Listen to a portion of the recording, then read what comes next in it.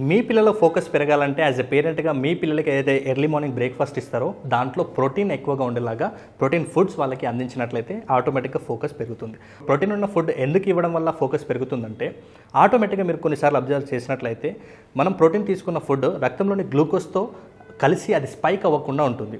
అంటే మిగతా ఏదైనా స్వీట్ కానీ లేకుంటే అన్హెల్దీ ఫుడ్స్ స్నాక్స్ ఇలాంటివి ఇచ్చినప్పుడు ఏం జరుగుతుందంటే అది రక్తంలోని గ్లూకోజ్ని స్పైక్ చేస్తుంది. ఇలా స్పైక్ చేసినప్పుడు వాళ్ళ లోపల యాంగ్జైటీ పెరిగిపోతుంది. సో యాంగ్జైటీ పెరిగినప్పుడు వాళ్ళకి ఇక్కడ ఏ పని కూడా కరెక్ట్గా చేయకుండా ఇది కొంత సమయం అది కొంత సమయం ఇది కొంత సమయం ఇలా చేస్తుంటారు అనమాట. అంటే ఫోకస్గా ఏ పని మీద కూడా ఉండరనమాట.